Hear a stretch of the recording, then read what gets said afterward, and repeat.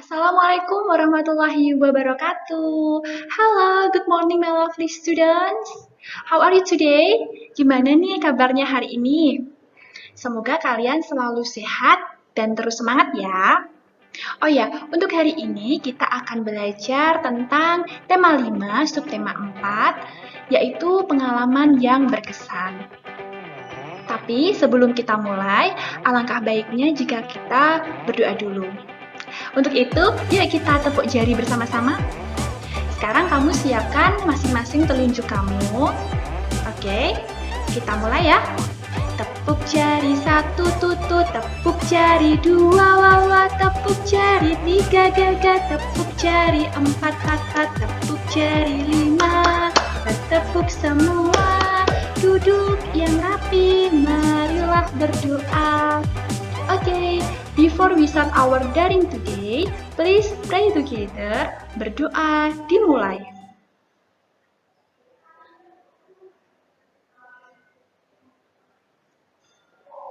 Finish. Oke, anak-anakku yang soleh dan solehah, untuk hari ini kita akan belajar tentang tema 5 subtema 4. Itu ada 4 muatan pelajaran. Yang pertama ada Bahasa Indonesia, yang kedua ada PPKN, yang ketiga Matematika, dan yang keempat SBDP. Sebelum kita belajar lebih lanjut, kita harus mengetahui tujuan pembelajaran kita hari ini. Apa saja ya? Yang pertama, mengetahui pengertian puisi dan memahami ungkapan kekaguman pada puisi. Yang kedua, menjelaskan manfaat dan bentuk kerjasama di rumah. Yang ketiga, mengetahui bahan dan cara membuat karya dari bahan alam kulit telur. Yang keempat, memahami cara penyelesaian soal penjumlahan bilangan cacah, baik soal bentuk gambar maupun soal cerita. Oke anak-anakku sekalian, harapannya Ustazah kalian bisa melihat video ini dengan baik. Kalian simak dulu sampai selesai. Jika nanti ada yang penting, kalian bisa stop di bagian yang kalian inginkan untuk dicatat. Tapi harapannya kalian simak dulu ya sampai selesai. Sudah siap belajar? Yuk kita belajar. Oh ya, nah yang pertama adalah muatan bahasa Indonesia. Apa itu puisi? Kira-kira puisi itu apa? Kalian kemarin pas semester 1 sudah mempelajari ya sedikit banyak tentang puisi. Kita ulang lagi. Puisi itu adalah kumpulan kata-kata yang indah. Ya kan? Nah, puisi terdiri dari judul, pengarang, dan memiliki bahasa yang indah. Kalau judul kalian sudah tahu ya, kalau pengarang itu sama dengan pencipta atau karya. Jadi kalau kamu membuat puisi, kamu bisa disebut sebagai pengarang puisi, seperti itu. Untuk selanjutnya, membaca puisi harus jelas sesuai intonasi, artikulasi, dan ekspresi. Intonasi itu adalah tinggi rendahnya suara. Kalau artikulasi itu kamu membaca puisi harus jelas pengucapannya ya, pelafalannya harus jelas. Untuk ekspresi itu adalah mimik wajah atau muka. Jadi kalau kamu membaca puisi itu temanya sedih, jadi muka kamu juga harus sedih. Kalau kamu membaca puisi yang judulnya gembira, wajah kamu juga harus gembira. Seperti itu ya. Puisi berisi ungkapan kekaguman. Dan puisi terdiri dari beberapa bait. Setiap baitnya ada beberapa baris. Nanti ada contohnya ya. Seperti ini contohnya.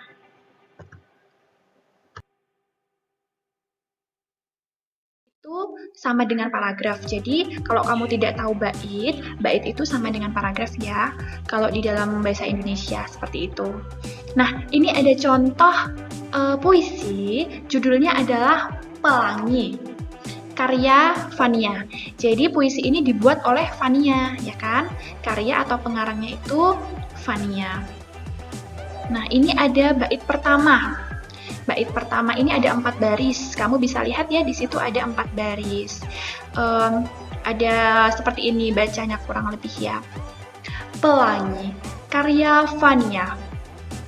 Pelangi, kau muncul di tengah langit. Warnamu sungguh cantik, membuat mata tak berkedip. Nah, seperti itu ya.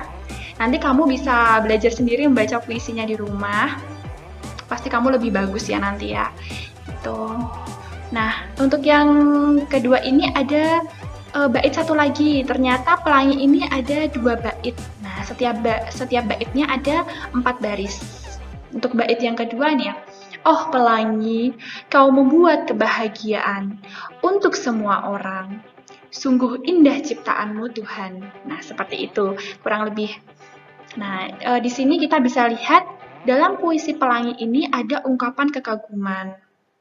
Tadi kan kita sudah tahu ya, kalau puisi itu berisi bahasa yang indah dan ungkapan kekaguman. Nah, di sini gimana sih ungkapan kekagumannya? Coba kamu lihat di baris yang ketiga. Tuh, warnamu sungguh cantik. Nah, itu kan kagum kan? Kalau kita melihat sesuatu yang cantik kan kita kagum gitu. Kita menulisnya dalam bentuk puisi. Untuk membuat mata tak berkedip. Nah, itu juga kagum ya. Terus baris ke 6, coba 6 yaitu kau membuat kebahagiaan. Nah, itu juga kekaguman ya, seperti itu, kurang lebih seperti itu. Untuk selanjutnya ada muatan SBDP. Ada muatan SBDP ya. Di sini kita akan mengetahui cara membuat karya seni mozaik dari kulit telur ya, dari bahan alam ya. Kita tahu bahan alam itu sangat banyak. Kalian bisa menyebutkan pasti ya, selain kulit telur itu ada biji-bijian, daun, ranting, kalau enggak tanah liat. Nah, seperti itu. Banyak ya bahan alam yang bisa kamu tahu. Kalau bahan buatan ya plastik, kain, plastisin. Nah, seperti itu. Sekarang kita membahas tentang bahan alam kulit telur. Untuk membuat karya seni mozaik, alat dan bahannya cukup mudah untuk didapat. Yang pertama, kulit telur. Yang kedua, kuas. Yang ketiga, kertas gambar, nanti untuk kamu menggambar pola. Yang keempat, pensil. Yang kelima, ada cat air, nanti untuk kamu mewarnai. Yang keenam, ada lem. Nah, kamu bisa menggunakan lem seperti ini, lem kayu atau lem kertas juga bisa. Seperti itu ya. Kita simak cara pembuatannya. Nah, untuk langkah pembuatannya yang pertama, cuci kulit telur sampai bersih dan keringkan. Nah, sebelum itu berarti kamu harus mencuci kulit telur sampai bersih, lalu kamu keringkan. Setelah itu kamu pecah kulit telurnya itu menjadi berkeping-keping ya, nanti biar bisa dibentuk. Setelah itu kamu warnai kulit telur sesuai keinginanmu dan biarkan sampai kering. Jadi setelah kamu cuci bersih, kamu pecahkan, lalu kamu warnai sesuai keinginan kamu. Misalnya kamu mau membuat kupu-kupu, warnanya misalnya biru dan kuning, kamu bisa menggunakan cat air untuk mewarnai itu. Yang ketiga, setelah menunggu kulit telurnya kering, kamu membuat pola di kertas gambar tadi ya menggunakan pensil. Kalau kupu-kupu berarti kamu harus menggambar kupu-kupu gitu. Yang keempat, beri lem pada gambar pola. Yang kelima, tempelkan kulit telur kamu yang sudah kering tadi sesuai polanya. Yang keenam, jadi deh karya senimu gitu. Beberapa contoh hasil karya mozaik yang sudah jadi ya. Ini ada gambar kura-kura, ini ada gambar ikan, ini prosesnya kurang lebih seperti ini. Kalau di sini dia menggambar pola dulu, baru ditempel, baru diwarnai. Tapi sebenarnya sama saja ya. Tapi kalau bagusnya itu mending diwarnai dulu baru ditempel, biar lebih rapi gitu. Jadi di sini ini contoh semuanya dari kulit telur ya. Ada ini ada kupu-kupu. Cantik ya? Seperti anak-anak kelas 1 SD Muhammadiyah program unggulan Botok. Oh iya, ini. Sekarang kita belajar tentang muatan PPKN.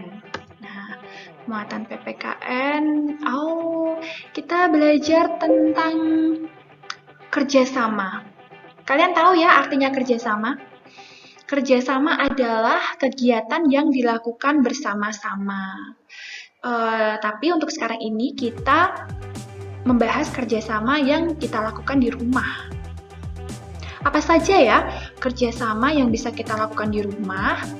Nih contohnya, membantu ibu memasak. Nah, membantu ibu memasak itu contoh kerjasama ya. Untuk yang kedua, membersihkan rumah bersama keluarga. Nah, seperti gambar di sini, ini membersihkan rumah bersama-sama atau kerja bakti ya, membersihkan rumah gitu. Nah, jika kita kerjasama, apa sih manfaatnya gitu kan? Kenapa kita harus kerjasama? Kerjasama itu memiliki banyak sekali manfaat. Yang pertama, dengan kerjasama, pekerjaan akan menjadi ringan. Nah, yang kedua, pekerjaan akan lebih mudah. Dan yang ketiga, pekerjaan akan jadi cepat selesai. Tentu ya, karena kalau kita bekerja sendiri dibandingkan dengan kita kerjasama, pasti akan lebih cepat selesai jika kita mengerjakannya bersama-sama. Akan menjadi lebih ringan, lebih mudah, dan cepat selesai gitu. Nah, ini tadi pengertian kerjasama, kegiatan yang dilakukan bersama-sama. Gitu, paham ya anak-anak? Kita akan belajar tentang muatan matematika. Ya, kalian bisa lihat ya di sini kita akan belajar tentang penjumlahan. Nanti di LKS atau di buku pena kalian itu ada beberapa contoh soal dalam bentuk gambar maupun bentuk cerita. Nanti harapannya kalian bisa mengerjakan semuanya ya. Seperti itu. Nah, sebelum itu kalian harus tahu bahwa setiap bilangan itu mempunyai nilai tempat. Nilai tempat itu apa sih, Us? Nah, nilai tempat itu contohnya seperti ini. Ustazah punya bilangan 6 sama 3. 6 sama 3 itu kalau dibaca 63. Benar ya? Iya, benar. 6 sama 3 itu kalau dibaca 63. Nah, nilai tempat bilangannya itu yang mana, Us? Nah, nilai tempat bilangannya itu ini. 6 dan 3. 6 itu di sini berperan sebagai puluhan. Karena dibacanya 63, jadi puluhan. Nah, angka 3 di sini menjadi satuan. Jadi, semua angka yang berada di paling belakang sendiri itu namanya satuan ya. Nanti juga ada misalnya 157, 157, 1 itu ratusan, 5 itu puluhan, 7 itu satuan. Nah, nanti juga ada ribuan, ada jutaan, seperti itu. Banyak ya. Tapi untuk kelas 1 ini, sementara kita belajar di bawah 100 dulu gitu ya. Sekarang kita akan belajar tentang cara penjumlahan dengan cara bersusun. Ini nanti bertujuan untuk mempermudah kamu supaya kamu lebih mudah dalam mengerjakan soal-soal ya. Ini di sini ada 2 contoh soal nanti, dan terlebih dahulu kita harus tahu rumusnya gimana. Kalau bersusun itu puluhan ditambah puluhan, satuan ditambah satuan. Contohnya seperti ini. Saya punya soal 14 ditambah 23. 14 ditambah 23. Caranya gimana, Us? Nah, caranya puluhan ditambah puluhan, satuan ditambah satuan. Tapi kita mulai dari belakang. Jadi, 4 ditambah bawahnya 3. Berapa? 4 ditambah 3? Iya, betul, 7. 7 kamu bisa tulis di bawah angka 3. Sekarang, 1 ditambah 2 berapa? 3. Iya, pintar. Berarti berapa? Tadi 7 sama 3? Kalau digabung berarti iya 37.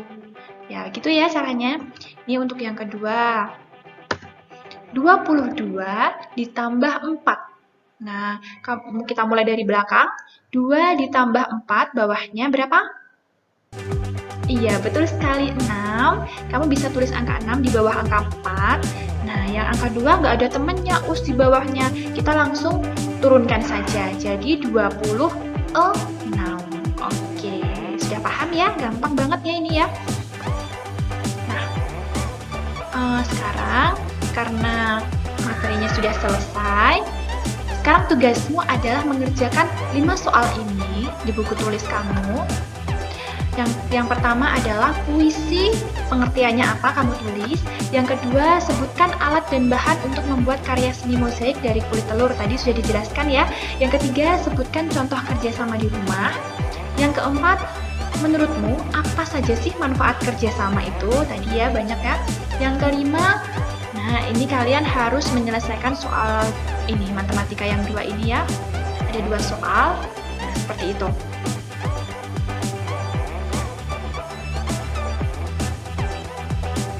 Tadi materi kita hari ini, semoga kalian bisa memahaminya dengan baik dan bisa bermanfaat untuk kalian semua. Jika nanti kalian perlu bertanya tentang materi ini atau belum paham, kalian bisa bertanya kepada Ustazah. Untuk kalian, jangan lupa untuk selalu jaga kesehatan, sholat 5 waktu, murojaah dan juga tadarusnya jangan lupa ya. Oke, soleh-solehah, full barokah. Thank you very much. Wassalamualaikum warahmatullahi wabarakatuh. See you, bye-bye.